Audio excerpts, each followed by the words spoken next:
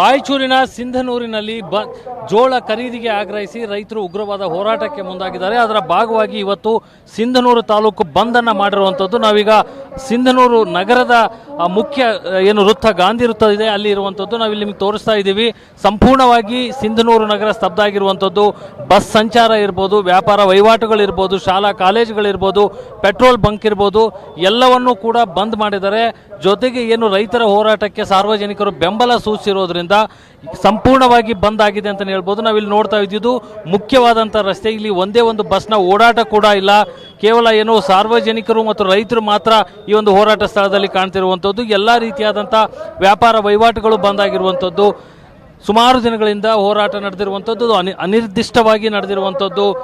ನಿಜಕ್ಕೂ ಕೂಡ ರೈತರು ತಾವು ಬೆಳೆದಿರ್ತಕ್ಕಂಥ ಲಕ್ಷಾಂತರ ಕ್ವಿಂಟಲ್ ಜೋಳ ಏನಿದೆ ಅದರ ಖರೀದಿಗಾಗಿ ಸರ್ಕಾರಕ್ಕೆ ಆಗ್ರಹಿಸುತ್ತಲೇ ಬಂದಿದ್ದಾರೆ. ಆದರೆ ಇದುವರೆಗೂ ಕೂಡ ಸರ್ಕಾರ ಸ್ಪಂದಿಸಿಲ್ಲ ಅನ್ನುವಂಥ ನಿಟ್ಟಿನಲ್ಲಿ ಹೋರಾಟ ಮಾಡ್ತಾ ಇರುವಂಥದ್ದು. ನಾವೀಗ ರೈತರನ್ನ ತೋರಿಸ್ತಿದ್ದೀವಿ. ಸಿಂಧನೂರು ತಾಲೂಕಿನ ವಿವಿಧ ಭಾಗಗಳಿಂದ ಬಂದಂತ ರೈತರಾಗಿದ್ದಾರೆ. ನಿಜಕ್ಕೂ ಕೂಡ ಅವರ ಜೋಳಗಳನ್ನ ಜನವರಿ ತಿಂಗಳಲ್ಲೇ ಖರೀದಿ ಮಾಡಬೇಕಾಗಿತ್ತು, ಆದರೆ ಇದುವರೆಗೂ ಖರೀದಿ ಮಾಡದೇ ಇರೋ ಹಿನ್ನೆಲೆಯಲ್ಲಿ ಜೋಳ ಹುಳು ಬಿದ್ದಿರುವಂಥದ್ದು. ಜೊತೆಗೆ ಈಗಾಗಲೇ ಜೋಳ ಹಾಳಾಗ್ತಾ ಇರೋದ್ರಿಂದ ಲಕ್ಷಾಂತರ ಕ್ವಿಂಟಲ್ ಜೋಳ ಹಾಳಾಗಿದೆ. ಕೂಡಲೇ ಅದನ್ನ ಖರೀದಿ ಮಾಡಬೇಕು, ಮಾಡದೇ ಇದ್ರೆ ನಿಜಕ್ಕೂ ರೈತರು ನಷ್ಟ ಅನುಭವಿಸ್ತಾರೆ ಅನ್ನುವಂಥ ನಿಟ್ಟಿನಲ್ಲಿ ಈ ಒಂದು ಹೋರಾಟವನ್ನು ಮಾಡಿದ್ದಾರೆ. ಅದರ ಭಾಗವಾಗಿ ಇವತ್ತು ಸಿಂಧನೂರು ಬಂದ್ ಅನ್ನ ಮಾಡಿರುವಂತದ್ದು. ಸಿಂಧನೂರು ಬಂದ್ ನಿಜಕ್ಕೂ ಕೂಡ ಸಂಪೂರ್ಣ ಬಂದ್ ಆಗಿರೋದು, ಯಾಕಂದ್ರೆ ಸಂಪೂರ್ಣ ಜನಜೀವನ ಸ್ತಬ್ಧ ಆಗಿರುವಂತದ್ದು ಕಾಣ್ತಾ ಇದೆ. ನಾವಿಲ್ಲಿ ಇರ್ತಕ್ಕಂಥ ರೈತರನ್ನು ಮಾತಾಡ್ಸೋಣ. ಮುಖ್ಯವಾಗಿ ಅವರ ಬೇಡಿಕೆ ಏನು, ಹೋರಾಟ ಸ್ವರೂಪ ಏನಂತದ್ದು, ಏನು ನಿಮ್ಮ ಹೋರಾಟದ ಉದ್ದೇಶ? ಸರ್, ಕನಿಷ್ಠ ಬೆಂಬಲ ಬೆಲೆಯಲ್ಲಿ ಕೇಂದ್ರ ಮತ್ತು ರಾಜ್ಯ ಸರ್ಕಾರಗಳು ಸೇರ್ಕೊಂಡು ನಮ್ಮ ಜೋಳ ಖರೀದಿ ಪ್ರಕ್ರಿಯೆ ಪ್ರಾರಂಭ ಮಾಡಿದ್ರು. ಕನಿಷ್ಠ ಇವರು ನಾವು ಉಬ್ಬೆ ಮತ್ತು ಉತ್ತರ ಮಳೆಯಲ್ಲಿ ಬಿತ್ತಿದ್ದೀವಿ ಎಲ್ಲರೂ.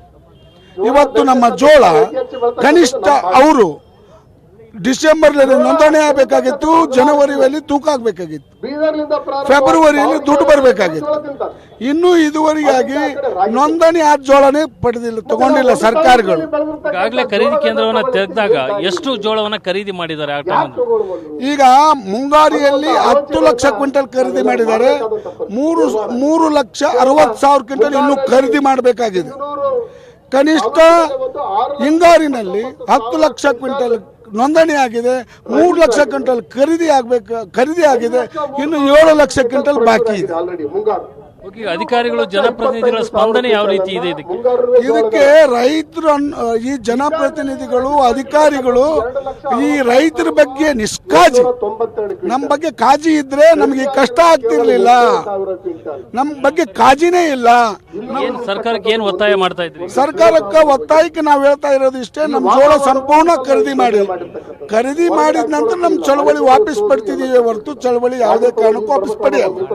ಒಟ್ಟಾರೆಯಾಗಿ ರೈತರು ಹೋರಾಟಕ್ಕೆ ಕುಳಿತಾರೆ. ಇವರು ಹೇಳ್ತಿರುವಂತದ್ದು ಒಂದೇ ಮಾತು, ಈಗಾಗಲೇ ಹಾಳಾಗ್ತಿರುವಂತ ನಮ್ಮ ಜೋಳವನ್ನ ಖರೀದಿ ಮಾಡಬೇಕು, ಅಲ್ಲಿವರೆಗೂ ಕೂಡ ನಾವು ಹೋರಾಟವನ್ನ ಮಾಡ್ತೀವಿ ಅನ್ನುವಂಥದ್ದನ್ನ ಹೇಳ್ತಾ ಇದ್ದಾರೆ. ಈಗಾಗಲೇ ರಸ್ತೆಯಲ್ಲಿ ಊಟವನ್ನ ಮಾಡುವ ಮೂಲಕ, ಜೊತೆಗೆ ಅರೆಬೆತ್ತಲೆ ಮೆರವಣಿಗೆಗಳನ್ನ ಮಾಡುವ ಮೂಲಕ ನಾನಾ ರೀತಿಯಲ್ಲಿ ಹೋರಾಟ ಮಾಡಿರ್ತಕ್ಕಂಥ ರೈತರು ಇವತ್ತು ಸಿಂಧನೂರು ಬಂದನ್ನ ಮಾಡಿದ್ದಾರೆ. ಇದಕ್ಕೂ ಕೂಡ ಸರ್ಕಾರ ಸ್ಪಂದಿಸ್ತಿದ್ರೆ ನಮ್ಮ ಹೋರಾಟ ಮುಂದುವರಿಯುತ್ತೆ ಅನ್ನುವಂಥದ್ದನ್ನ ರೈತರು ಹೇಳ್ತಾ ಇದ್ದಾರೆ.